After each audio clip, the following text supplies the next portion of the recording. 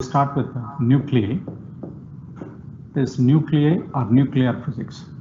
Okay. So now usually very first question is, what do you mean by nucleus? We say normally say something about nucleus means we say nucleus is nothing but central part of the atom. Central part of the atom. It mainly consists of protons and neutrons. See that word. What I'm telling is it mainly consists of protons and neutrons. I'm not telling like it consists of protons and neutrons. It mainly consists of protons and neutrons. The meaning of which is there are many other particles inside. Probably I don't know whether I spoken or not. Inside the nucleus, there are 120 types of baryons are present. 120 types of baryons are present. 140 types of mesons are present. 140 types of mesons are present. But basically we say only protons and neutrons. Reason for this is this baryons, we call baryons, 140 types of mesons. See this baryons and mesons, mean life is very less. Total average life is about 10 power minus 16 seconds. That is like they are there and they are not there in that way. 10 power minus 16 seconds about. So overall we say generally nucleus consists of protons and neutrons. And again you should have quite a good grip over this. How many types of nuclei are there? Say probably you are aware of isotopes. Just go through. I'll be just telling only these things. Whenever questions comes, then I'll be talking about it. Isobars, isotopes, isobars, and again you got isotones. Isotones probably you are aware of it. Isotones are nothing but these are the set of nuclei in which a number of neutrons will be equal. And again you have got mirror nuclei. Mirror nuclei. What are mirror nuclei means? Because why I am not explaining these things means you are aware of this isotopes and isobars. Mirror nuclei means these are the pair of nuclei in which number of neutrons in one will be equal to number of protons in the other and vice versa. Say one example I'll tell. 1H3. What is this? 1H3 is nothing but tritium. You know, this is protium. 1H1 is protium. Have an idea. 1H1 is protium. Proton is what, you know? Nucleus of protium is called proton. Nucleus of protium is called as proton. And again 1H2 is deuterium. Nucleus of deuterium is called deuteron. And this is called tritium. And so nucleus of this is called as triton, 1H3. And again I'll take 2He3. Observe this, 2He3. If I take this here, Z is 1. I hope I need not explain what is Z and what is neutron number and all. What is the neutron number here? Neutron number is nothing but 3 minus 1, 2. 3 minus 1, 2. What about in helium? Helium Z is 2. Come on, observe this. Z is 2. And what is neutron number means? It is 1. It is 1. So what I'm telling is what are mirror nuclei means? These are the nuclei in which number of protons in one is equal to number of neutrons in the other and vice versa. See here, number of protons is 1. Number of neutrons is 1 in the other one. Number of neutrons are 2 here. Number of protons are 2 here. These are called mirror nuclei. And one more classification is there. Try to have an idea because you are preparing for higher level competitive exams. You should have these ideas. Isomers. Say isomer means immediately you will think of isomerism in chemistry. Isomerism, probably you know, having same molecular formula but different structural formula. But here isomers means the nuclei having same atomic number and same mass number, but they are in different excited states. We put like this. Say two nuclei. If I say 6C14, and another one also 6C14, one I'll put asterisk. If I put one as asterisk here, number of neutrons and number of protons and number of neutrons are the same, but this is an excited state. That sort of things are called as isomers. Try to have that. And again immediately here what you should know is, quite quickly I'll go ahead, that is general properties of nucleus. Size of the nucleus here. Say here we say size of the nucleus, that depends on what? Volume of the nucleus is proportional to A. Here A means, you know, it is mass number. And of course area also. Area means what? Volume is proportional to area, no doubt. But here it is not area, it is mass number. Okay. Now, by assuming nucleus to be a sphere, what we write, 4 by 3 pi r cube is proportional to A. You are aware of all these things. 4 by 3 pi r cube. See, you observe one more thing. I am telling, assuming nucleus to be a sphere, meaning of which is nucleus may not be a sphere. It is not a sphere. If it is a sphere, why should I assume? Okay. So, assuming nucleus to be a sphere, r cube is proportional to A. I can write r cube is proportional to A and r is proportional to A to the power 1 by 3. And you are aware of this again. R equals this formula. Note down this. R naught into A to the power 1 by 3. 1 by 3. Where R naught is nothing but Fermi constant. The value of R naught is 1.2 Fermi. 1.2 Fermi. Or even sometimes 1.2 to 1.3. Whatever we give, you take it. 1.2 to 1.3 Fermi. This is about size of the nucleus, and this formula is quite important. R equals R naught into A to the power 1 by 3. And then you say the next one is mass of the nucleus. So what is mass of the nucleus means? Mass of the constituents of the nucleus is nothing but nuclear mass. Mass of the constituents of the nucleus. Say M equals, we write ZMP plus A minus Z into Mn. A minus Z into Mn. That is mass of the total number of protons and as well as neutrons. That is nothing but nuclear mass. That's the second property. Not like second, third, you try to remember. Charge on nucleus, Q equals, we write plus ZE. Why plus ZE means charge on proton is plus A. How many number of protons are there means in any nucleus there will be Z number of protons will be there. So it is nothing but plus ZE. And again, one more is nuclear density, we say. Nuclear density. This is also important. Nuclear density. As such, what do you mean by density means? You are aware of it. Rho is nothing but mass by volume. Mass by volume. Here mass is just, I'll put it as M into A. What do you mean by M into A means? Say mass of the proton is approximately equal to mass of the neutron. How many are there overall means A. Total number of protons and neutrons, they are A. So this M small m, I'll take it as approximately M. MP is approximately equal to Mn, that is equal to small m. What is small m means? Average mass of each nucleon. I'll be considering it as average mass of each nucleon. In such a case, what is the total mass means? M into A. And again here volume is 4 by 3 pi r cube. Instead of r, I'll write now r naught A to the power 1 by 3 cube. A to the power 1 by 3 cube. Then I can write this as 3m by 4 pi r naught cube. Try to remember and note down. A to the power 1 by 3 to the power 3 is A. A and A cancels. A and A cancels here. So what are you getting? 3m by 4 pi r naught cube. This is the formula for nuclear density. And meanwhile, you try to remember one concept-based question here. Nuclear density is independent of mass number. Nuclear density is independent of mass number. You say this is. It is around the value of nuclear density. The value of nuclear density is around 2.38 into 10 power 17. You need not remember whether it is 2.38 or 2.17 and all those things. Order of the density of the nucleus is 10 power 17 kg per meter cube. Okay. That is one more property also you try to remember. That is nuclear magnetic moment and nuclear spin. Just like electrons are spinning when they are revolving around the nucleus, protons inside the nucleus will also be spinning, and as well neutrons will also be spinning. Due to the spin motion of the protons, there will be some magnetic moment arises. That magnetic moment is called as nuclear magnetic moment and nuclear spin. Okay. So now further properties of nucleus. Say so far what we have seen is characteristics of nucleus. Now here characteristics and properties of nucleus. Now I'll talk about properties of nuclear forces. Properties of nuclear forces. What do you mean by nuclear force and all the properties you try to remember?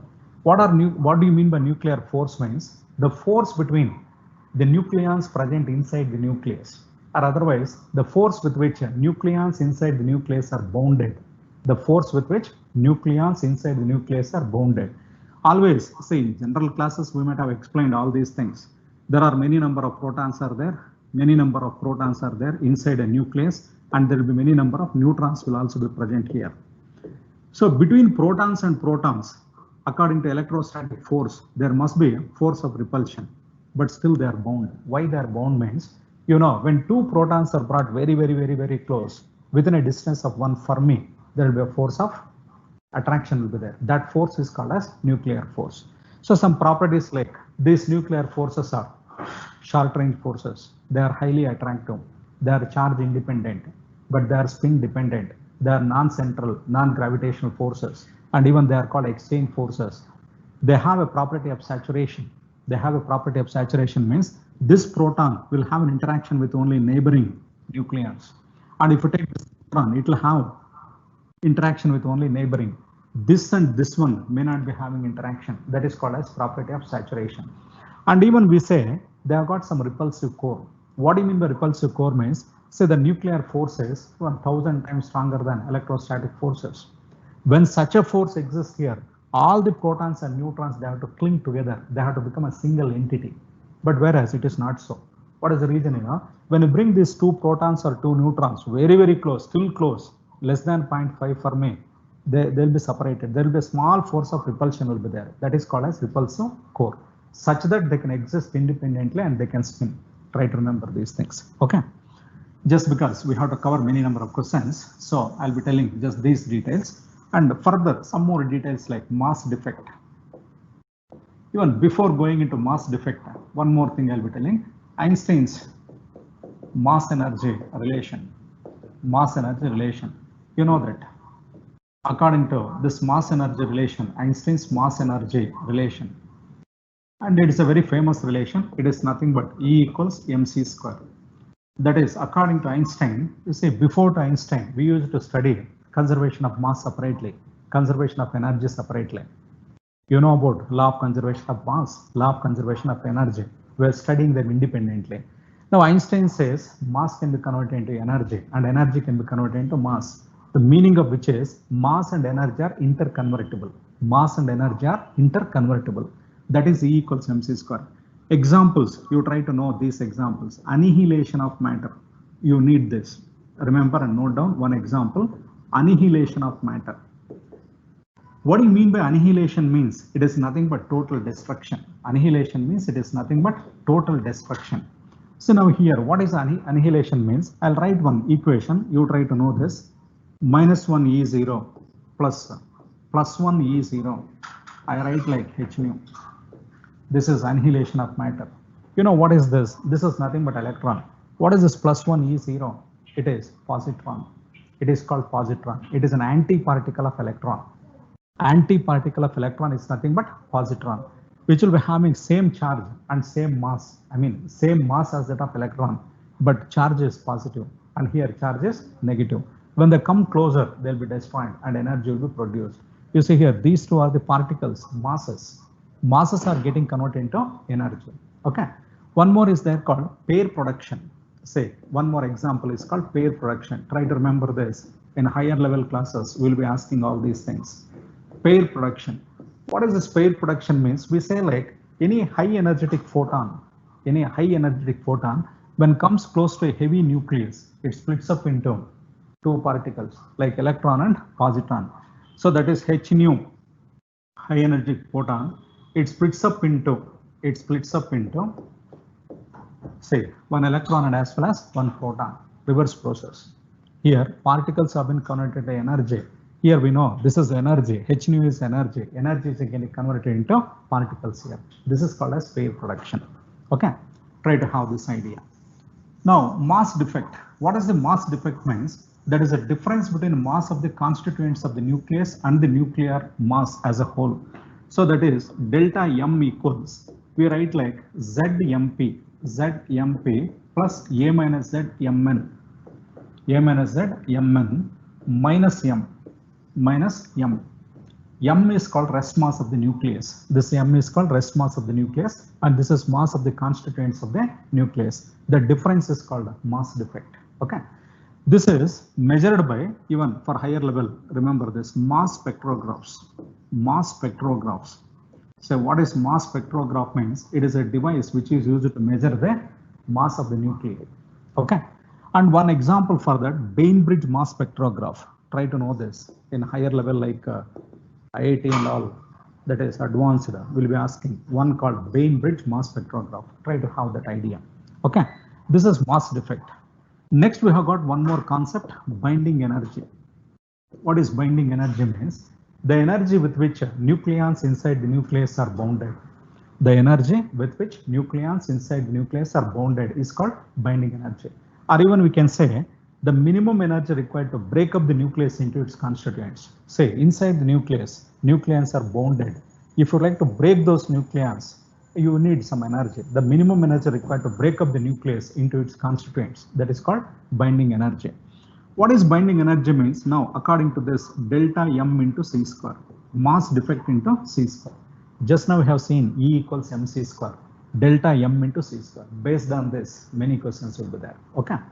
And again, you know that how to convert that one AMU. That also you try to remember. I don't show how to convert it. Around one AMU means it is 931 million electron volts. What is electron volt means? You know, it is the energy gained by the electron. It is the energy gained by the electron when it is accelerated through a potential difference of 1 volt. It is the energy gained by the electron when it is accelerated through a potential difference of 1 volt. That is called as electron volt. 1 AMU equals 931 MeV. But here, rather than this binding energy, we talk about a specific binding energy. Specific binding energy. What is specific binding energy means? Binding energy per nucleon. Binding energy per nucleon. Say this is specific binding energy. We write like that is nothing but binding energy per nucleon. That is binding energy divided by A. Remember that. Binding energy per nucleon is called specific binding energy. We explain entire nuclear physics in terms of specific binding energy only. Okay. So now one curve, probably you know this curve, just a little I'll be telling here. Say this is binding energy, that is specific, we call it as binding energy curve, but what we are plotting specific binding energy in million electron volts versus A. What I need here is, say let me say this is 40, this is around 80. So this will be 120 according to scale, just I am putting 160, this is 200 and this is 240. These points you try to remember here. Around 56 for iron, for around 56, it will be having some maximum value. So here let me say this is 1, 2, 3, 4, 5 and then 6, 7, 8 and even I'll go ahead 9 and formality I'll complete 10. So this is 10. So here for iron it is about 8.8 million electron volts. You see for iron it is about 8.8 million electron volts. For uranium somewhere here you will get that will be around 7.6. 7.6 means somewhere here I'll be putting the curve, say within 20, again this is within 20, the curve shows something like this, it will come, and again between 6.5 to 7.5 it shows some characteristic minima and maxima and then gradually increases and then decreases to uranium. So you try to remember this. See the very light nuclei like H1, H2 and H3 have got very less specific binding energy. They are highly unstable. They'll start from somewhere here. They are highly unstable. The nuclei of intermediate, I mean the nuclei in the range, smaller range, nuclei of smaller masses, lower masses, they show some characteristic maxima and minima. If it comes, I'll be explaining characteristic maxima and minima. Okay. And again, from around 120, I mean 40 to 120, they got high specific binding energy. When they got high specific binding energy means they are highly stable. In that you try to remember for iron 56, for iron 50 maximum, we need this. It will be about 8.8 MeV. And again from 120 to around 120 to 240, let me say, they got less specific binding energy. Less specific binding energy. They are stable only, not highly stable. Don't call them as unstable. They are also, they have got stability. But for the nuclei having mass number greater than 240, are not represented only. What is the meaning of which? They don't have specific binding energy at all. Reason for which is they'll split up completely.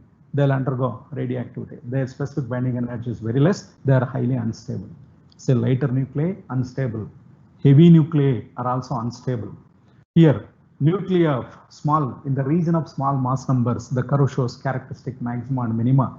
The nuclei having intermediate mass number are quite stable, and between 120 and 240 they are also quite stable, but these are all highly stable. Okay, try to remember these things. And further, you are aware of nuclear fission and all. Let me take up some questions and then I'll be explaining. Wherever it comes there, I'll be explaining. Come on, not very simple questions, all little complicated questions only I have taken. Just try to understand those things. Okay. ಇದು ಇಲ್ಲಿ ಬರ್ತೀನಿ questions. Sir, ಎಲ್ಲ ಹಾಕಿದ್ದಾರೆ. ಇಲ್ಲಿ somewhere here. Okay, read the question properly here and then you will come to know. It is like a heavy nucleus at rest breaks into two fragments which fly off with velocities in the ratio 8:1. The ratio of radii of the fragments. At least the sense should be like this. A heavy nucleus at rest breaks into two fragments which fly off with velocities in the ratio 8:1. The ratio of radii of the fragments. See here, by conservation of momentum, you say conservation of momentum, no doubt, by according to law of conservation of momentum. According to law of conservation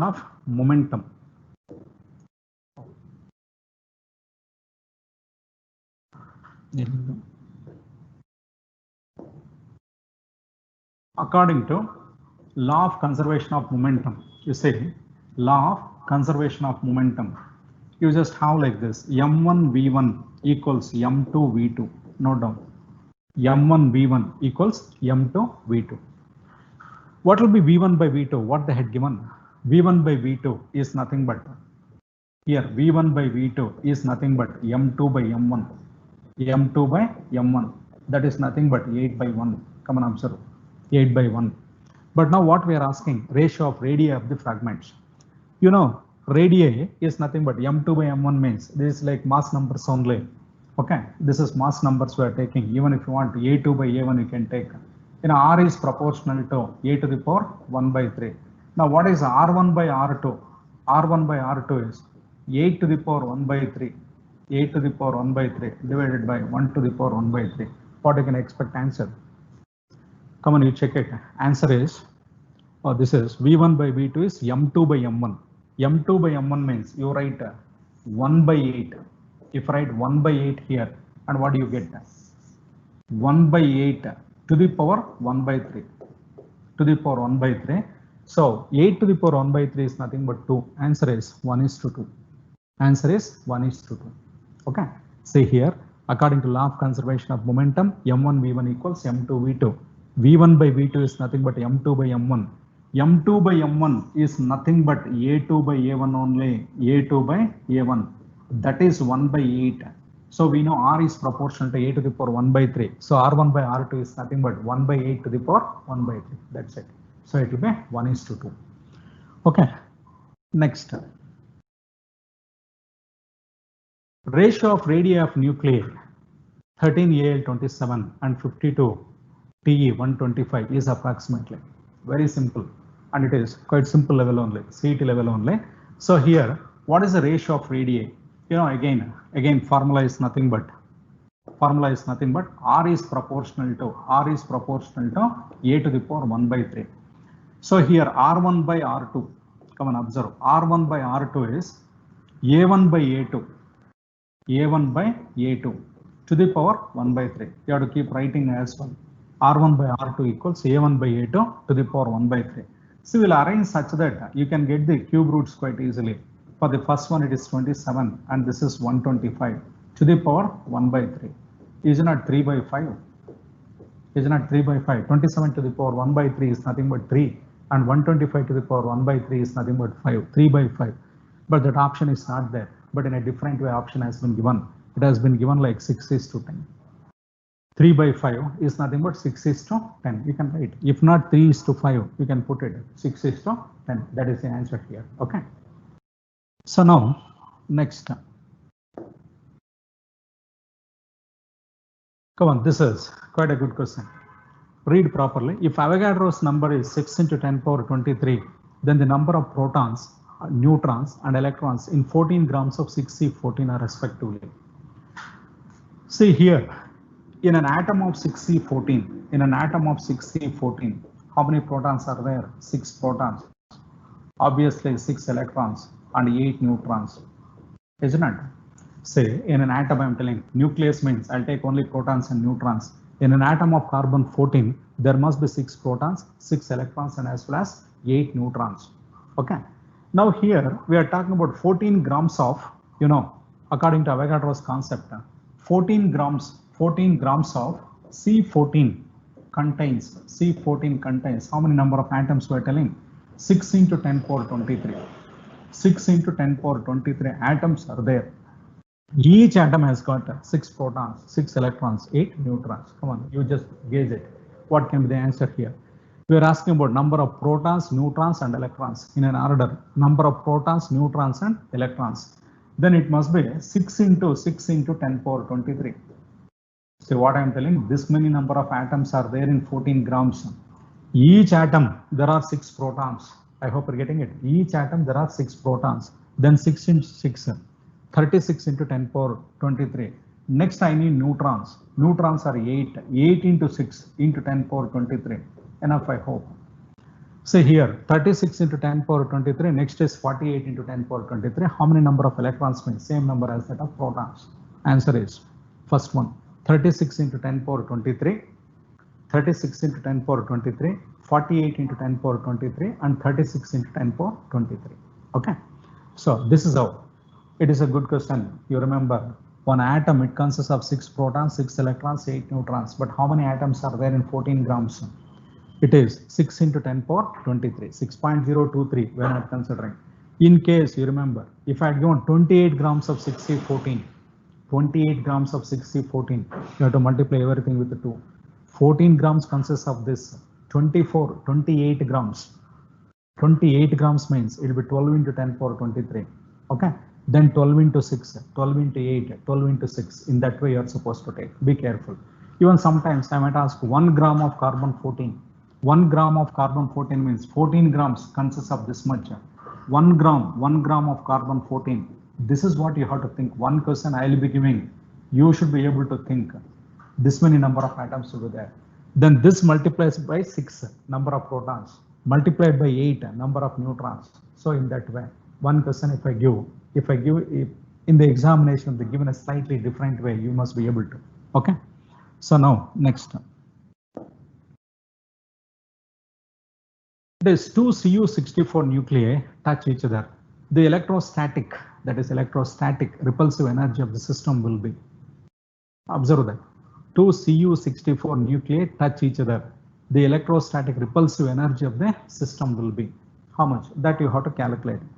Say radius of each nuclei, they are given 64. Radius of each nuclei, R1 equals R2 first. R1 equals R2. R1 equals R2 equals, can I write directly 64 to the power 1 by 3? Write that first. 64 to the power 1 by 3. That is actually R1 equals R2, R0 into you have to take. Wait a minute. R equals R0 into, so here R0 into A to the power 1 by 3. R0 is, okay, I am taking 1.2. 1.2 into 10 power minus 15. 1.2 for me. A to the power 1 by 3. Tell me quickly. 64 to the power 1 by 4 is nothing but 4. 4 into 1.2. Say, I'm not writing this. 64 to the power 1 by 3 is nothing but 4. Then this will be 4.8 into 10 power minus 15 meters. This is the radius of each nuclei. Now what I'm asking, electrostatic repulsive energy of the system. In electrostatics we have seen 2 charges I'll take. Let me say one is plus Q.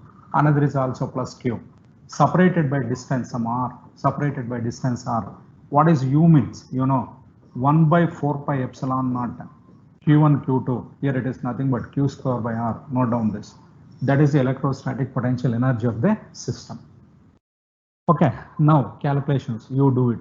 I'll show you. Just you have to try. U equals 9 into 10 power 9. Say U equals here 9 into 10 power 9. You know what do you mean by 9 into 10 power 9 here? It is 1 by 4 pi epsilon naught. Q square. Q square means what to write? Say in copper, how many protons will be there? Nuclei, I'm telling 29 protons will be there. Say charge on each again. If you want Q1 equals Q2, you write this also separately. Q1 equals Q2 equals 29 into 1.6 into 10 power minus 19. Remember this. Come on, try to understand this. A charge on proton is 1.6 into 10 power minus 19. How many protons will be there? 29. Isn't it? Carbon, CO, it is 29. So now what to write here? 29 into 1.6 into 10 power minus 19 square, because 2 nuclei are there, divided by distance. Distance is R. What is the distance R here? It is nothing but 2R. Try to remember that. That is nothing but 2R. Why 2R? This is one nuclei, another nucleus touching each other. The centers, if I take this distance is nothing but 2R. 2R means already we have seen R here. That is 2 into 4.8 into 10 power minus 15. 10 power minus 15 multiplied by 1.6 into 10 power minus 19. Why this is? Say if I don't consider this 1.6 into 10 power minus 19, you will get answer in joules. To convert it into electron volts, we are doing it. You have to do a little bit of calculation. And answer will be 126.15 million electron volts. Please try to do that. And if you are not able to, then get back. So idea is just this. Very good question, higher level question it is. So here R1 equals R2. Find out R1 first. That is the radius of the nuclei. Next what Q1 equals Q2. It is nothing but 29 into 1.6 into 10 power minus 19. This electrostatics concept again. What is electrostatic concept means? U equals 1 by 4 pi epsilon naught Q1 Q2 by R. It is nothing but Q square by R. 1 by 4 pi epsilon naught is 9 into 10 power 9. And this calculation, see 1.6 into 10 power minus 19, you calculate and just go ahead. You will get it. Answer, you just check it, 126.15 million electron volts. Okay, now next. When 92U235 undergoes fission, 0.1% of its original mass is changed to energy. How much energy is released if 1 kg of U235 undergoes fission? Come on, read it clearly. When 92U235 undergoes fission, 0.1% of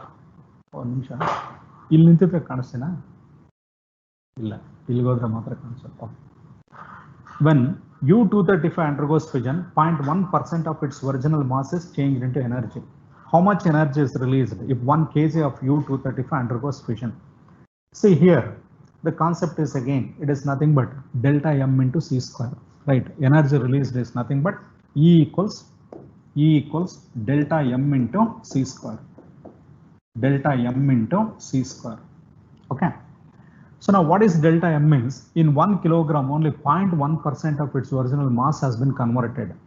That means 0.1% means you just 0.1 by 100 into 1, that is 1 kilogram, into C square. C square is nothing but 9 into 10 power, 3 into 10 power, C is 3 into 10 power 8.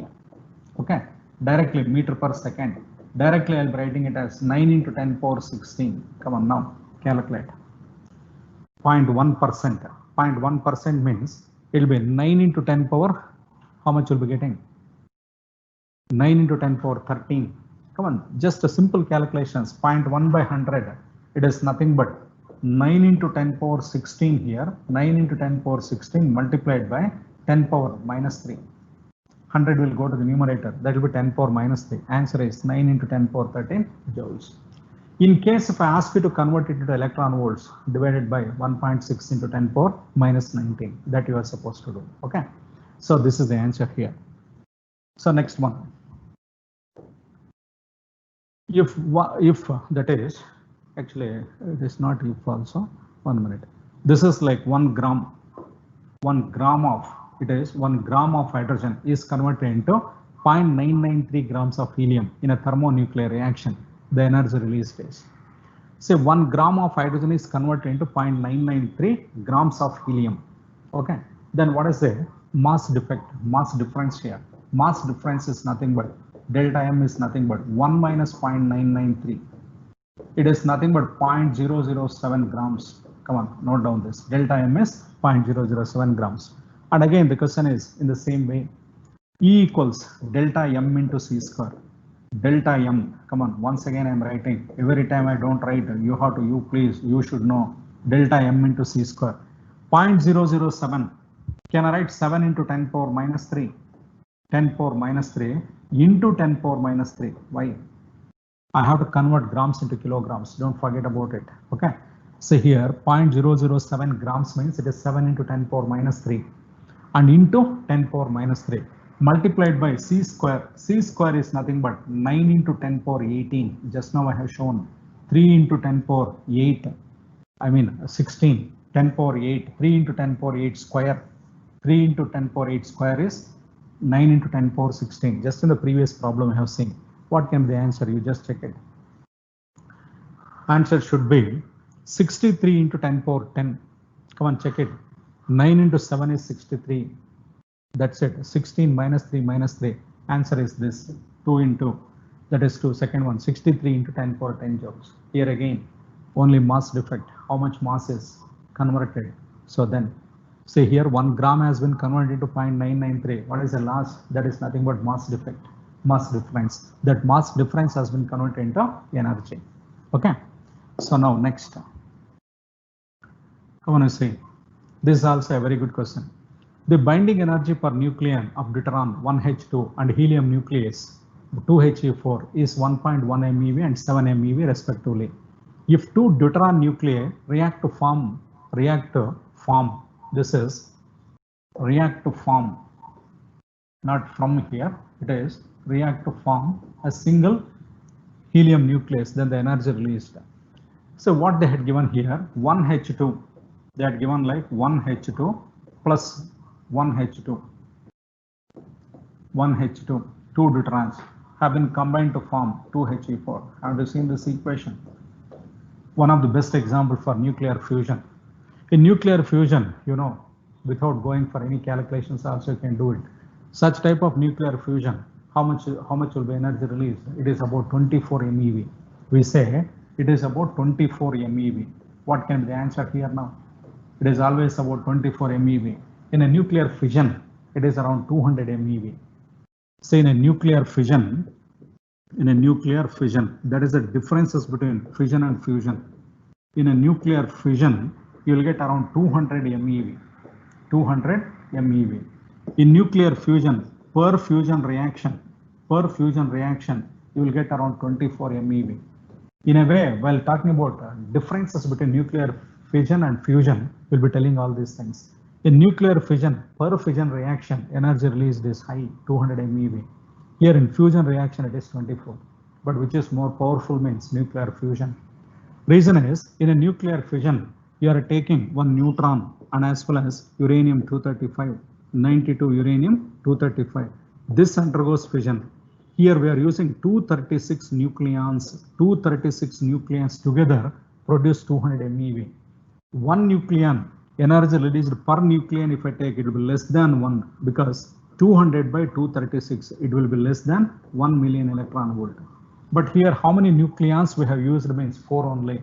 And here it is 24. 24 by 4, it is 6. Okay. Overall nuclear fusion reactions are stronger by nuclear fission by around 7 times. Okay. You try to have that in your mind. Now get back to this. It will be 23.6. And how to calculate this? That also I'll be telling. See here, total binding energy of the helium nucleus. Total binding energy of the helium nucleus. What it will be? 28 MeV. Why 28? Come on, say here this is 7, this is 7, but this is 4. That is per nucleon. So total it is 28 MeV. 28 MeV. These two together, how much? Say per nucleon it is 1.1. For this one it will be 2.2 plus 2.2. 2.2 plus 2.2. This will be for this one.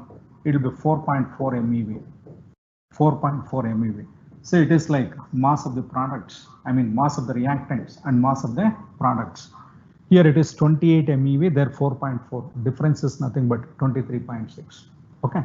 Otherwise, also I told you, definitely you can take it as 23.6. But better in some other reactions you have to calculate.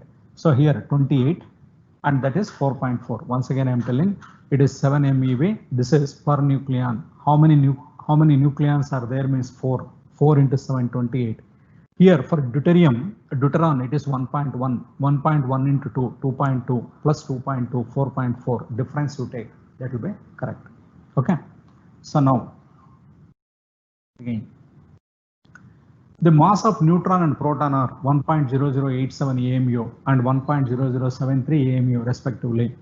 If the neutrons and protons combine to form a helium nucleus of mass 4.0015, the binding energy of the helium nucleus will be. We are giving 1 AMU equals how much means 931 MeV. So here again, energy is nothing but you have to calculate it in the same way. So if you calculate here, you will get 28.4 mass of neutron and proton, or that if neutrons and protons, that is actually here one more thing. If the neutrons and protons combine to form a helium nucleus, okay, the binding energy, again binding energy is nothing but delta M into this formula you use, and then further you do it. That is energy released is nothing but delta M into, instead of writing C square, we write 931 MeV. 931 MeV. Delta M you calculate. How to calculate delta M means helium nucleus, mass of helium nucleus of mass 4.0015 AMU, and that is 1.0087 and 1.0073. That is 2 protons and 2 neutrons. 2 protons and 2 neutrons, meaning of which is 2 into 1.0087. You do calculations later, plus 2 into 1.0073 mass of the constituents minus mass of the nucleus 4.0015. Take this. This will be the mass defect. This will be the mass defect. That is delta M. 2 protons and 2 neutrons. So 2 into 1.0087 plus 2 into 1.0073 minus total mass of the nucleus, that is 4.0015. Calculate that and multiply it with 931. So if you multiply it with 931, you will get answer as 28.4. Okay. These are not difficult. Further, some other things will be taking up. Come on, you see this. Atomic power reactor. It is atomic power reactor. Here only. This A is not required. Atomic power reactor furnace can deliver 300 megawatts. Say this is important, little higher level. Concentrate properly. The energy released due to fission of each of uranium atom, that given 170. Usually it will be 200. Whatever they had given, you take it. 170 million electron volts. The number of uranium atoms fissioned per hour. Number of uranium atoms fissioned per hour. Say atomic power reactor furnace can deliver 300 megawatts. That means very first thing, total energy released. Note down, total energy released. Total energy released is nothing but 300 into 10 power 6 joules. Say megawatts means per second. So what is the energy? 300 into 10 power 6 joules per second means it will become 300 megawatts. Further, if you want, you can take it as 3 into 10 power 8 joules. It can be written as 3 into 10 power 8 joules. That is the total energy released. Okay. So further, what you have is P equals normally, we write like W by T. And number of uranium atoms fissioned is nothing but number of uranium atoms fissioned. You have to calculate. And then for each uranium atom, how much energy will be released? 170 million electron volts. 1 minute once again, just atomic power reactor furnace can deliver 300 megawatts. The energy released due to fission of each of uranium atom is 170 million electron volts. The number of uranium atoms fissioned per hour. Okay. Energy released is that 3 into 10 power 8. That must be equal to, you write this formula, that is N into E by T. Actually, N into E by T equals N into E by T, where N is number of uranium atoms released. N into E by T, energy released per fission, it is 170. In a way, you say total energy released is this. Total energy is released is this. So number of uranium atoms, number of fissions occurred. Number of fissions occurred is nothing but total energy. Total energy is 3 into 10 power 8. 3 into 10 power 8 divided by 170 million electron volts. That I'll write it as 1.7 into 10 power 8. Come on, you say just this part. 170 million electron volts. 1.7 into 10 power 8. You have to convert this into 1.6 into 10 power minus 19. Then this will be in joules. If you calculate this, you will get number of fissions. Number of fissions produced per second. But we are asking per hour. Per hour means multiplied by 3600. Say do this calculation like this. 3 into 10 power 8 divided by 1.7 into 1.6. 1.7 into 1.6 into 10 power minus 11. This is minus 11 multiplied by 3.6 into 10 power 3. That is per hour. You have to do this calculation. Whatever answer you are getting, that will be the answer here.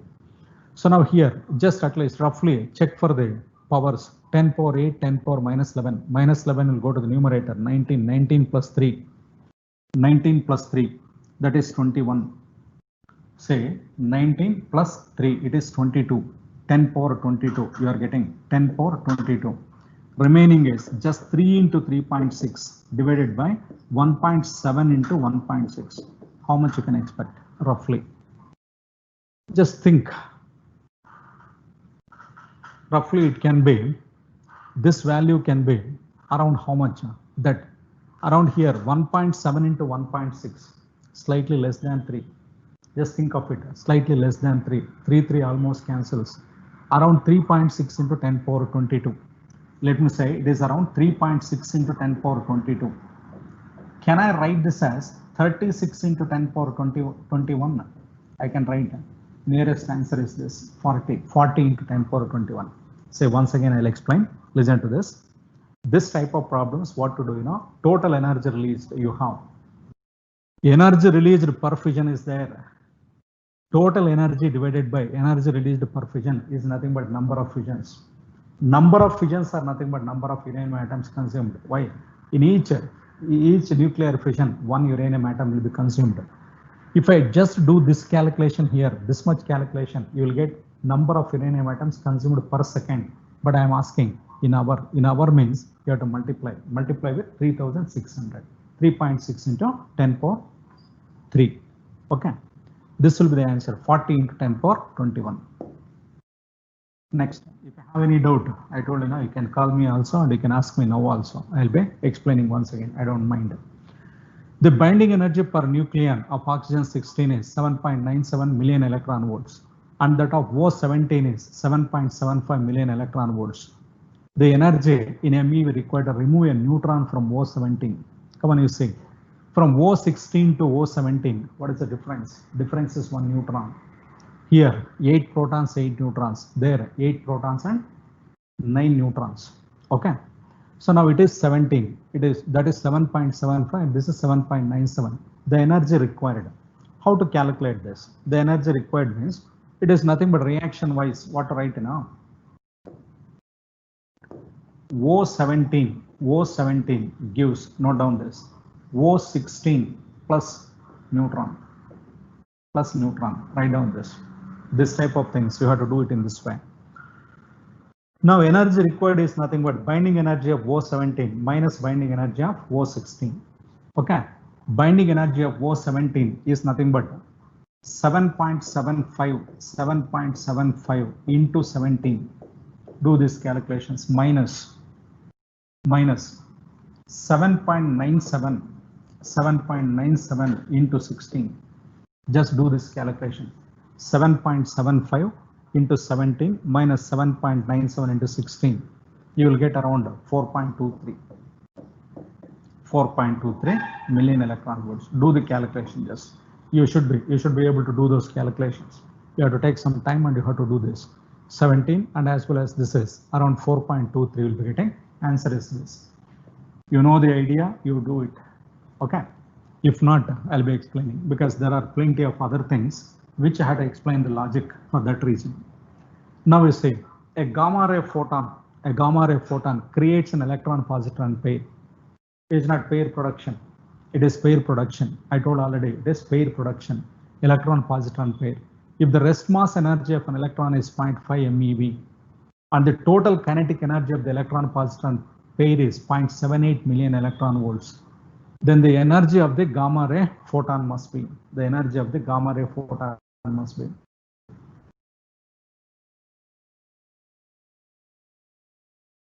So very simple here. It is 1.78. 78 means rest mass of an electron is 0.5. And the kinetic energy of the electron-positron pair is electron and positron together, it will be 1 million electron volt. Why 1 million electron volt means per electron it is 0.5 MeV. For positron also it is the same thing. Now kinetic energy is nothing but 0.78. Total kinetic energy of electron-positron pair is 0.78. What is the total energy? That must be 0.78 plus this 1.78 electron volts. It is like you say h nu equals minus 1 E0 plus 1 E0. This energy, rest mass energy is 0.5 and this is 0.5, total 1. But again, when it strikes this, that has been added and further it has provided some kinetic energy. Total energy is 1.78. Okay. So now, next. So now this is what is the mass of 1 Curie of U-234. What is the mass of 1 Curie of U-234? And of course, it is pertaining to radioactivity. I'll be explaining there also. Now also I'll be explaining. What is the mass of 1 Curie of U-234? So that is 1 Curie means, you try to remember that first. 1 Curie. Immediately you should remember 3.7 into 10 power 10 DPS, disintegrations per second. That is Curie. Okay, 1 Curie is that.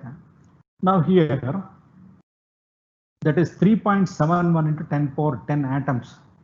Mass of 3.7 into 10 power 10 atoms you are supposed to find.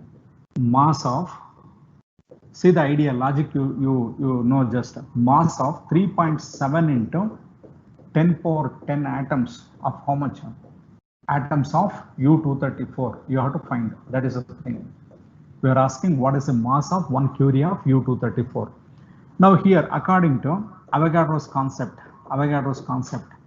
you see here 6 into 10 power 23 atoms of U-234 weigh. Come on, note down, weigh 234 grams. 234 grams. Is it not the Avogadro's concept? It is 6 into 10 power 23 atoms of U-234 weighs how much means 234 grams. Okay. What about one atom? One atom of U-234 weighs 234 divided by 6 into 10 power 23. This is the mass of one atom of uranium-234. Now I need 3.7 into 10 power 10 atoms of 3.7 into 10 power 10 atoms of U-234.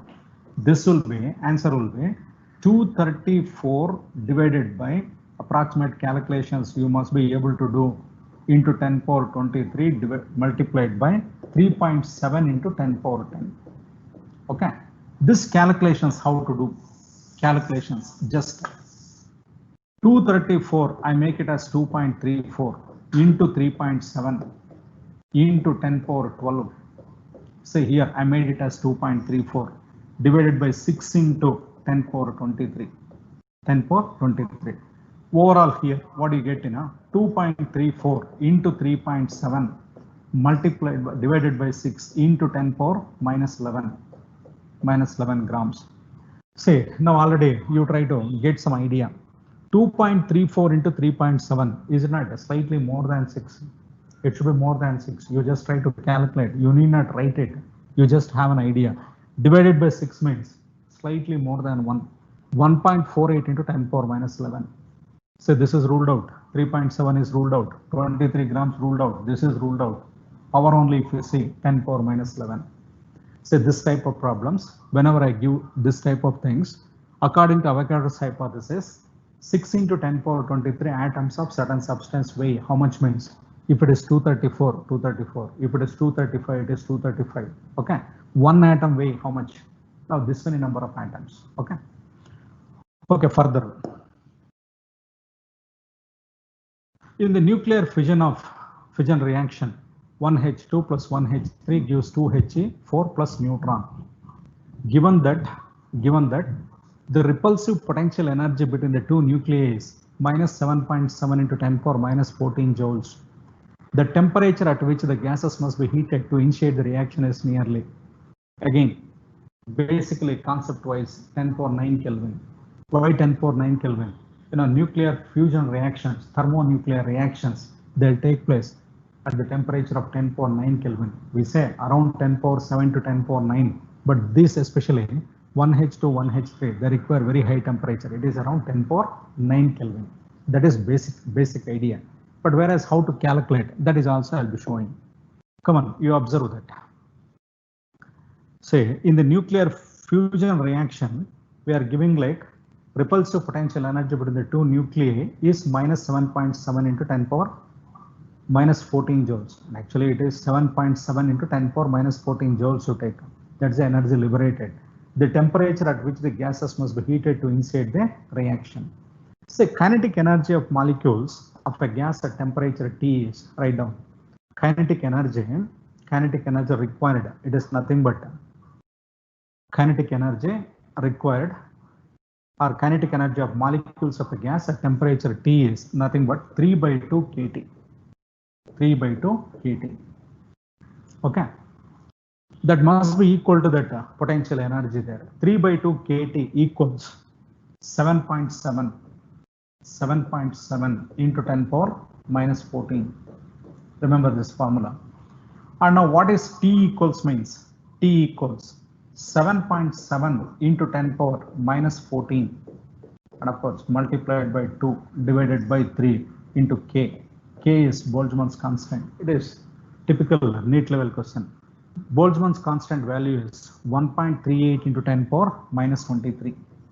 1.38 into 10 power minus 23. Okay. 1.38 into 10 power minus 23. You have to do this calculation. Roughly you see here only minus 14 minus 23. How much you can expect? Just check it around minus 14 and minus 23. How much you'll be getting? That is 1.38 into 10 power minus 23 is there. Okay. Value is 7.7 into 2 divided by this. Come on, this is. If you calculate 7.7 into 2, okay, that will be around, let it be, whatever it might be, 15.4 divided by 3 into 1.38. Take this 23 to the numerator. When you take 23 to the numerator, it is you are getting around 10 power 10. You can take nearby 10 power 9. Okay, over around 3.7 into 10 power 9 Kelvin. This might be minus 7.7 into 10 power minus 14, 1.38 into 10 power minus 23. 23 and 14, 9 only. This is 9 only here. Here, this is 10 power 9. This value divided by this, around how much you'll be getting means 3.7 into 10 power 9. 3.7 into 10 power 9 means order of the power, order of this is nothing but 10 power 9 Kelvin. Answer is this. Okay. Again, remember, you should remember this formula here. 3 by 2 kT is nothing but 7.7 into 10 power minus 14. What will be T? You should remember what is K also. In CET, they'll give K value, but whereas in NEET and JEE Mains, they never provide that value. Okay, maybe sometimes in the initially some data they'll provide, in that they might give. Otherwise, you should be able to remember. Okay. Now next, a nucleus with mass number 220, initially at rest, emits an alpha particle. If the Q value of the reaction is 5.5 million electron volts, calculate the kinetic energy of the alpha particle. Read once again. A nucleus with mass number 220, initially at rest, emits an alpha particle. If the Q value of reaction is 5.5 million electron volts, calculate the kinetic energy of the alpha particle. We are asking kinetic energy of the alpha particle. Say a nucleus with mass number 220 initially at rest emits an alpha particle. When it emits an alpha particle, you see then A1 will be A1 will be 216. I take like this. A2 will be 4. Isn't it? It is splitted up. 220 has been splitted up into. It is 220 has been splitted up into one alpha particle. Plus this must be 216. This is 4. That is what I'm showing. A1 is 216 and A2 is 4 here. The total kinetic energy has been given. Q value means that is like K1 plus K2. Write this. K1 plus K2 is 5.5 million electron volts. Right. K1 plus K2 has been given. Now you have to find out momentum. You know, momentum will be conserved. What will be momentum? P1 equals P2. Write that. P1 equals P2. P1 equals P2. Momentum will be same for both. So now here, that is 2m K1, you know, momentum, P is nothing but, say, last I have shown this 2m Ek. You are aware of this, write down this. P is nothing but root of 2m Ek. Now what is P1 means? Root of 2 into 216 into K1. Mass is this. And equals root of again 2 into 4 into K2. Why 4 into K2? Alpha particle. Mass of alpha particle 4. And here it is 216. The mass is proportional to mass number. So we are writing mass numbers. We are writing 2 into 216 into K1, 2 into 4 into K2. When they are equal here, what do you get here? Come on, you just try to calculate. K2 equals, what do you get? 2 to cancel, square both the sides. K2 equals, is not 54 K1. 54 K1. So you have, this is one equation.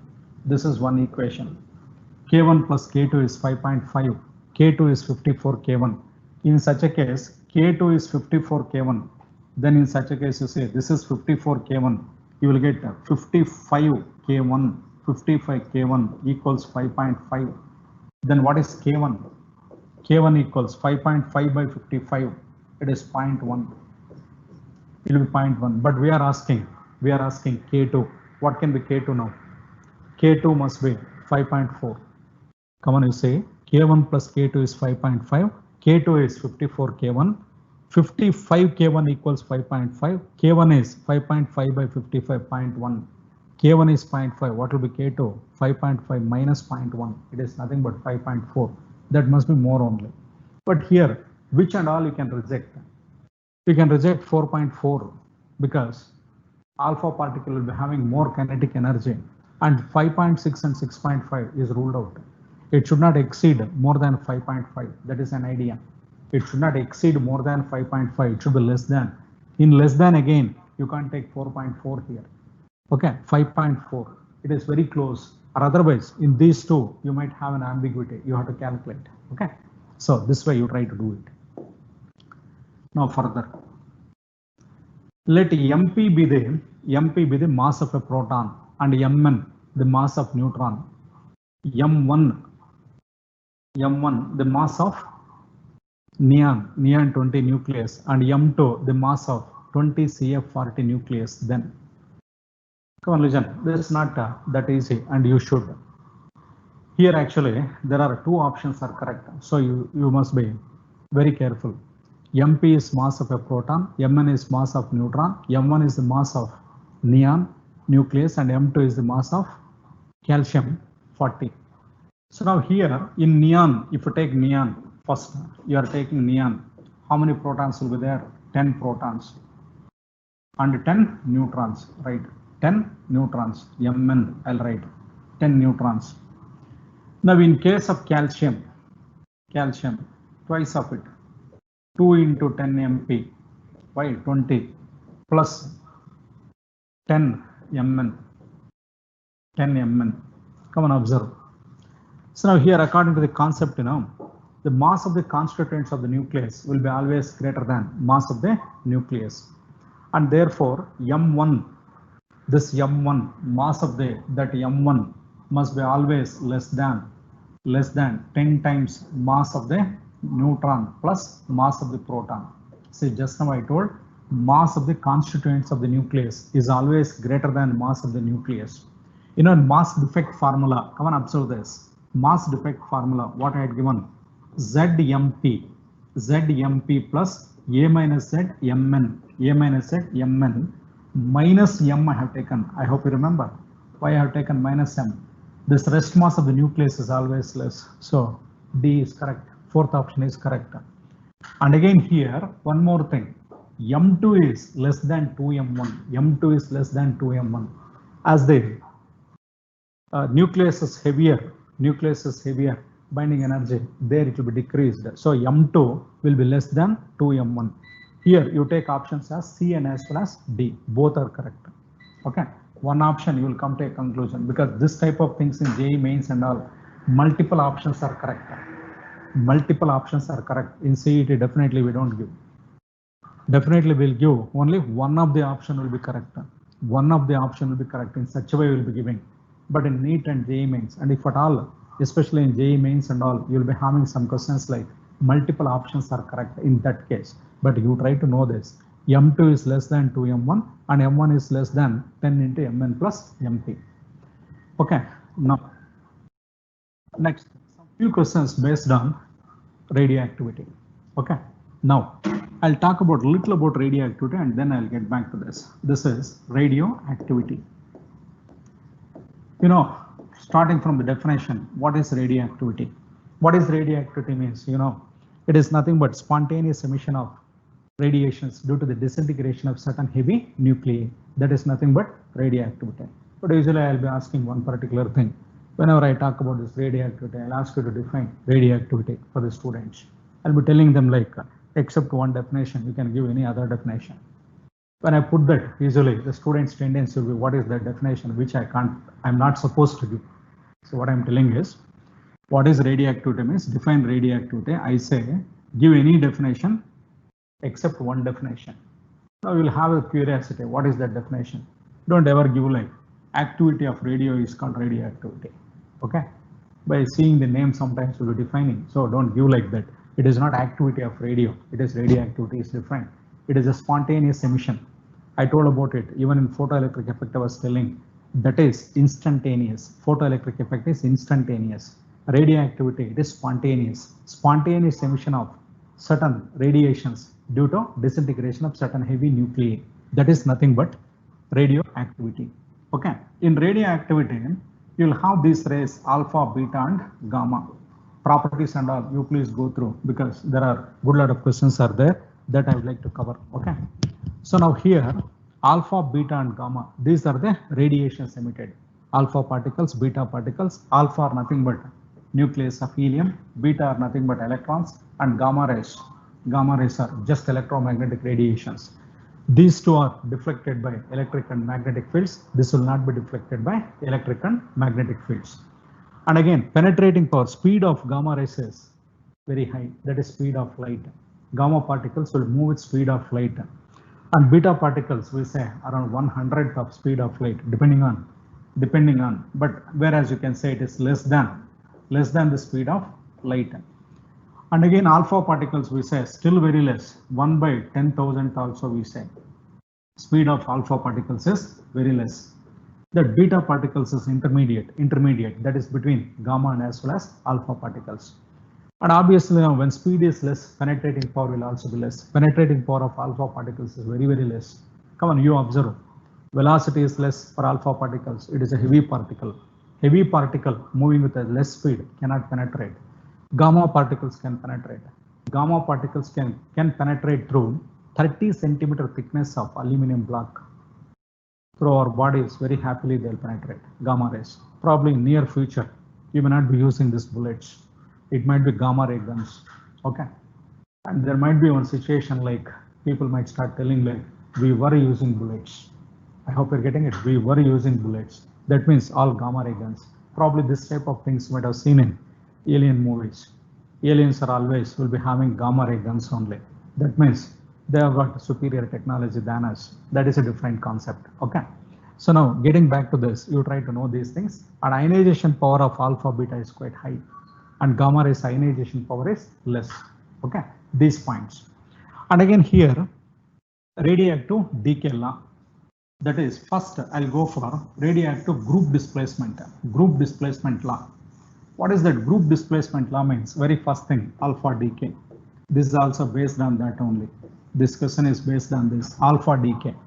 When a radioactive nucleus emits an alpha particle, its atomic number decreases by 2, mass number decreases by 4. Okay, and hence it falls in the periodic table, 2 columns towards left of the parent nucleus.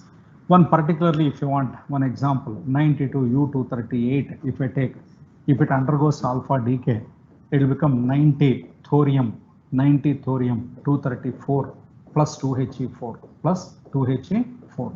You observe this. So an alpha particle has been emitted 2 columns towards left of the parent nucleus. This is 90 thorium 234 plus 2He4. Okay, this is alpha decay. Overall, what I need is when a radioactive nucleus emits an alpha particle, its atomic number decreases by 2 and mass number decreases by 4. Okay. So now what about beta decay? Beta decay. When a radioactive nucleus emits a beta particle, this is beta decay now. We say its atomic number remains same, but mass number remains same, atomic number increases by 1. Why? It has to be balanced here. Come on, you observe this. Conservation of atomic number, Z plus 1 minus 1, it is Z, A plus 0 is A. So when a radioactive nucleus emits a beta particle, its mass number remains same, but its atomic number increases by 1. And here one particular concept arises. Say this one, this is actually, it is inside the nucleus, there are many number of protons and neutrons are there. This is coming out of what means nucleus. The one question arises, when beta decay happens from the nucleus, where these electrons exist inside the nucleus. No doubt electrons will not be there inside the nucleus, but there will be always interconversions will be there between protons and neutrons. When a neutron gets converted into proton, electron will be coming out. That electron size of the electron is more than the size, the size, that is actually the wavelength of the electron is more than the size of the nucleus, so it will come out. Okay, remember that. And electron, the one which is coming out of this is nothing from nucleus only, not from the atom. Okay, now what I need is atomic number increases by 1, but mass number remains same. Now gamma decay. What is gamma decay means? It is when a radioactive nucleus emits a gamma particle, there is no change in atomic number nor in mass number, only it returns to normal state from the excited state. Usually what happens when a radioactive nucleus emits alpha particle or beta particle, we say it is under excited state. I hope you're getting it. It is under excited state. When it returns to normal state, it gives out gamma radiation. That is okay. Now let me get back to this question here particularly. Say this is quite an important one. You try to remember, and then I'll be explaining this clearly. I'll be explaining. You see, 90 thorium 228. 90 thorium 228. It is becoming 83 bismuth. So you should know all these things. And I'm telling, if you are a good student of physics and chemistry here, okay, you should remember these atomic numbers and all from hydrogen to Lawrencium. You should keep telling after hydrogen, helium, in that way, lithium, beryllium, in that way until Lawrencium you should keep telling. So Ba is nothing but bismuth. So here very first thing, number of alpha particles, any of this type of equations, find out alpha particles. That is an idea I'm providing. Number of alpha particles first. Come on, that is nothing but 228 minus 212 divided by 4. Why? For each alpha particle, mass number decreases by 4. Okay, mass number decreases by 4. And whereas when beta particle is emitted, mass number doesn't change. So you have to find out this first. So when you do this, here you are getting 16 by 4, 4 alpha. One answer you got, but here you say in 3 options they are given 4 alpha particles. In 3 options, they had given 4 alpha particles. Now, once after calculating this, once if you get the confirmation of this 4 alpha particles, now get back to this. When 4 alpha particles are emitted, atomic number should be decreased by how much? Say, for each alpha particle 2, 4 alpha particles 8. And actually 90, this 90 should have been 82. 90 should have been 82, but it is 83 here. For 83, 1 beta particle is emitted. So 4 alpha particles and 1 beta particle. In a way, an idea. First, find out number of alpha particles. Number of alpha particles is given by difference in mass numbers divided by 4. You will get the number of alpha particles. Next, if number of alpha particles are that many, what should be the atomic number of the resultant one? You have to find out. If it is 4 here, 90 minus, 4 alpha particles means 4 into 2, 8, 90 minus this 82. It should have been 82. Whatever they are giving here, that minus this will be the number of beta particles. Suppose here I had given some 86, then it is 86 minus 82, 4 beta particles. Try to have this, and once again you try to work out. Okay. So now, again, next. A radioactive substance, these are all CET level. Radioactive substance decays to 1/16th of its initial activity in 40 days. The half-life of the radioactive substance expressed in days is 1/16th means 4 half-lives have been occurred. See, if I take N0 as the initial value, N0 as the initial value, this is N0 is the initial value. Once if it becomes N0 by 2, 1 half-life, N0 by 4, second half-life, N0 by 8, third half-life, N0 by 16, 4 half-lives. 4 half-lives in 40 days means, what should be the half-life means? It is 10 days. It is 10 days. 10 days it has become N0 by 4. Further 10 days N0 by 8. Okay. Further it has been decreased. That means it must be 10 days. N0 to N0 by 2, 1 half-life. From here to here, one more. How many half-lives this is? So, but here you take it, but further things also I'll be telling. Further, some other ideas I'll be providing.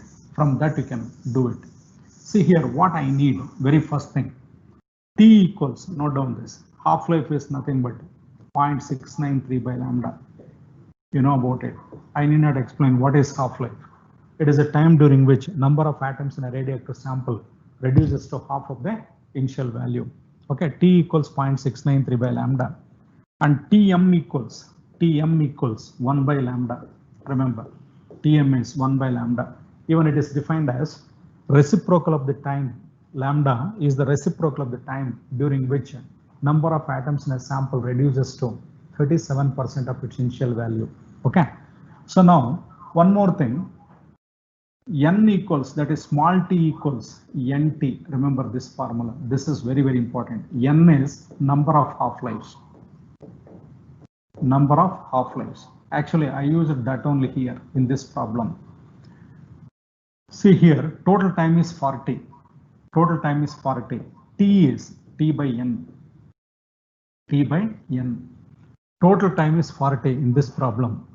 How many half-lives means 4 half-lives? That is 40 by 4. 40 by 4 is nothing but 10. And again, some other formula like N equals, you try to remember these things. Based on this only many questions. E power minus lambda t can be written as M equals M0 into E power minus lambda t. A equals A0 into E power minus lambda t. These are all activity or mass or number of elements. Okay. So now, and again, those things like SI unit of radioactivity is 1 becquerel. 1 becquerel is nothing but 1 dps.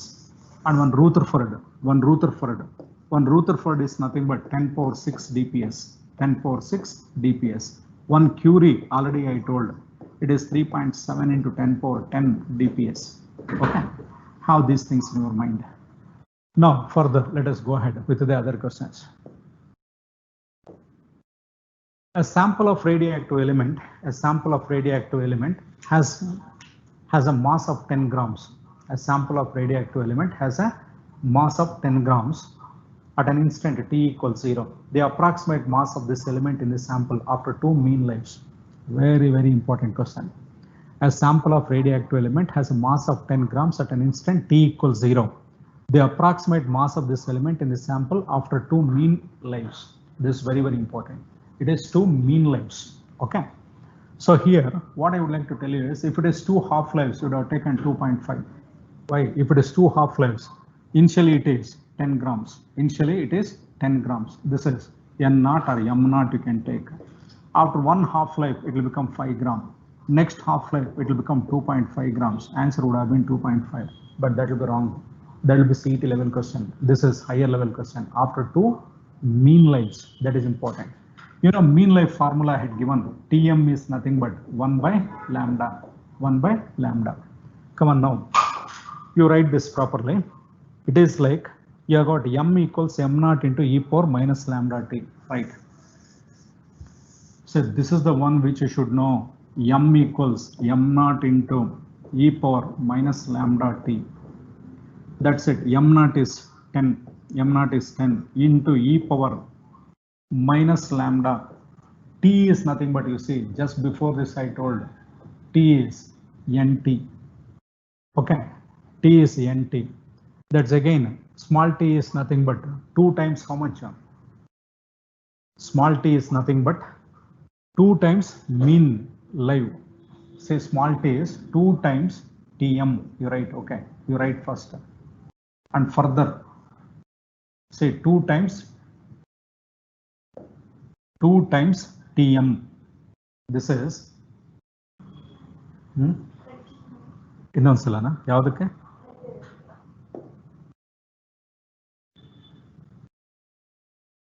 Okay, ಸ್ವಲ್ಪ ಹೊತ್ತು ಆದ್ಮೇಲೆ ಬರುತ್ತೆ.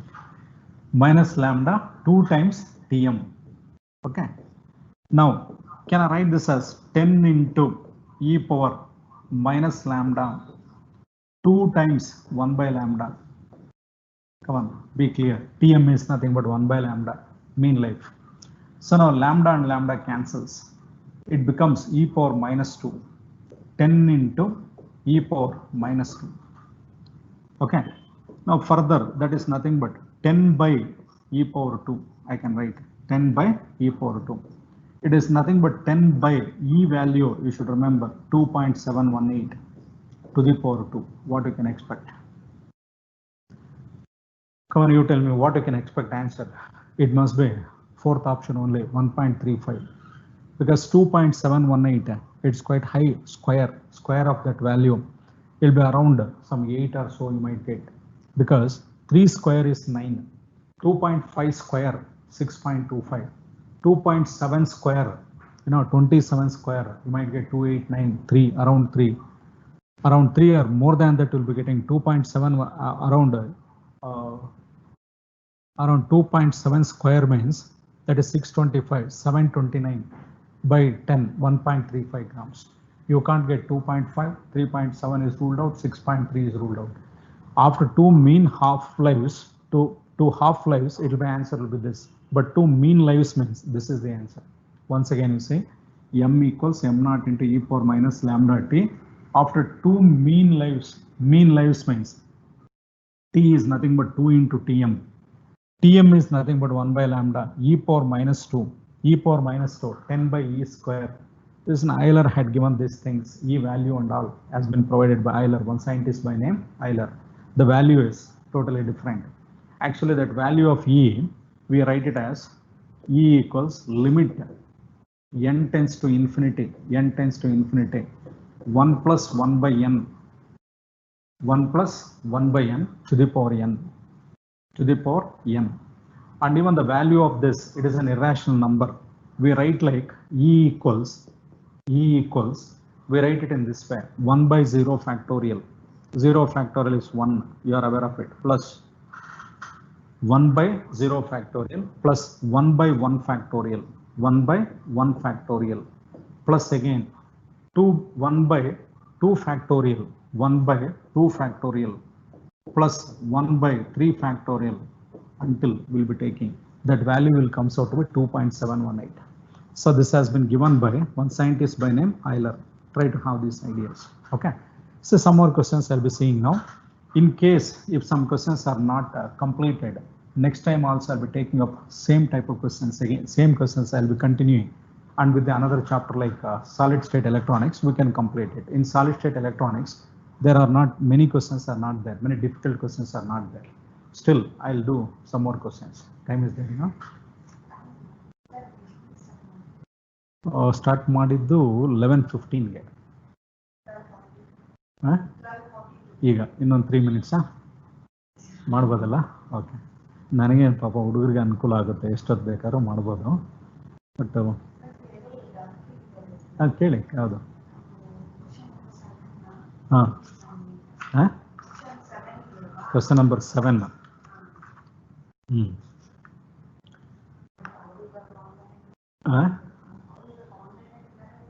ನನಗೆ ಕೇಳ್ರಿ, ನಾನು number ಕೊಟ್ಟಿರ್ತೀನಿ, ಅವ್ರು ಕೇಳಿದ್ರೆ ನಾನು ಹೇಳ್ಕೊಡ್ತೀನಿ, ಏನು ತೊಂದರೆ ಏನಿಲ್ಲ. ಅವ್ರಿಗೆ ಮೆಟೀರಿಯಲ್ ಕಳಿಸ್ತೀನಿ ನಾನು. Okay, now get back to this. The mean lives of a radioactive substance for alpha and beta emission are 1620 years and 405 years respectively. After how much time will the activity be reduced to 1/4? See here, come on, you try to write one formula. Very first thing is, if a nuclide can decay simultaneously by two different processes with the decay constant lambda 1 and lambda 2 and half-life T1 and T2 and mean lives tau 1 and tau 2 or Tm1, Tm2 respectively, then you try to remember effective lambda will be lambda 1 plus lambda 2. Very first thing, lambda 1 plus lambda 2, effective lambda. Say if a nucleus can decay simultaneously by two different processes with lambda 1 one decay constant and lambda 2 another one, two materials if we have. Okay, T equals, try to have this formula, mean half-life, average half-life T1 T2 by T1 plus T2. Formula you try to know, and that is again tau equals, tau means that is like mean life, tau 1 tau 2 divided by tau 1 plus tau 2. Remember this formula. Now get back to this. The mean lives of a radioactive substance for alpha and beta emissions are 1620 years and 405 years respectively. After how much time will the activity be reduced to 1/4? So that is lambda alpha, you note first, lambda alpha mean lives have been given. So lambda alpha is nothing but 1/1620, 1/1620 per year. I'll write per year, and lambda beta, right, lambda beta is 1/405 per year. How I'm writing, probably you know, Tm is 1 by lambda, Tm is 1 by lambda. So this is lambda alpha and lambda beta. The resultant decay constant lambda equals, you write lambda equals lambda alpha plus lambda beta. So that can be written as 1/1620 plus 1/405. 1/405. You have to get one answer. I'll give you the answer here. 1/324 you will get. Overall, you will be getting 1/324. And of course, per year, both are per year. That is lambda. Come on, once again, check that. Now what to write now? We know that A equals A0 into e power minus lambda t. A equals A0 into e power minus lambda t. Come on, little difficult. You should know this. A equals A0 into e power minus lambda t. Can you get the expression for t here? Expression for t we are supposed to get. How to get that means taking log both sides. Say log A equals, I write like log A0 plus minus lambda t. You know why minus lambda t? Log m into n, log m plus log n, log e base e, that will be minus lambda t you will be getting. So what will be t means?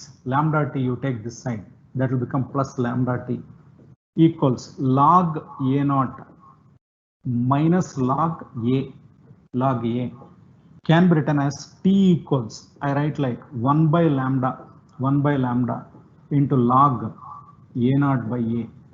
Why A0 by a? Log A0 minus log a is nothing but log m minus log n. Okay, Now you just go ahead. Now if you go ahead here, T equals 1 by lambda. 1 by lambda means it will be 324. Why? 1 lambda is 1 by 324. 1 by lambda is 324. Log A naught by A. Log A naught by A. How do you write? Log A naught by A is nothing but what? See how they had given. After how much time will activity be reduced to 1/4? 1/4 means A naught must be. A should be A naught by 4. A should be A naught by 4. What will be A naught by A? That should be 4. Log 4. Come on, do this calculation. 324 into log 4. Log 4 is nothing but, what do you write? 2.303. Log 4 also you can write, or even log 4 can be written as 2 log 2. Still simplification. 324 into 2 log 2. 2 log 2. So, and again, log 2 value, you know, it is nothing but 0.693. You are aware of log 2 value 0.693. 324 into 2 into 0.693. High level question. Nearly around JEE mains. This value overall, it comes out to be, that value is around 449 years. You will get it as 449 years. Why now 0.693? Make it as 0.7. 0.7 into 2, 1.4. 1.4 into 324. You can expect only around 449 years. You have to calculate. Come on, observe this. Effective decay constant is lambda alpha plus lambda beta. That value you have to find it out. That is 1 by 324. And again, A equals A naught into e power minus lambda t. This mathematics is important here. Log A equals log A naught plus log E. This is like log E. Come and observe. E to the power minus lambda t. That must be minus lambda t. When it is minus lambda t here, you take that this side, lambda t equals log A naught minus log A. T equals 324 log A naught by A. They had given 1/4, so it will be 4. Log 4, I have given one more method, or otherwise you can find out 2.303 into log 4. You can put log 4 is 0.6021. I'll be telling you now, few things like logarithms you must have in your mind. Log 2, 0.3010. Whenever I ask log 2, you should be able to tell 0.3010. Log 3, 0.4771, 0.4771. Log 4, 0.6021. Okay. Log 5, 0.6990. Log 6, 0.7782. Like this. Those things I'll be taking up little later. Okay. So now the rest of the questions here I'll be taking up in the next class, and as well semiconductor physics. Semiconductor physics questions will be quite easier. So with that I'll combine and I'll be doing these things. Okay. Until then, bye and thank you. We'll stop here.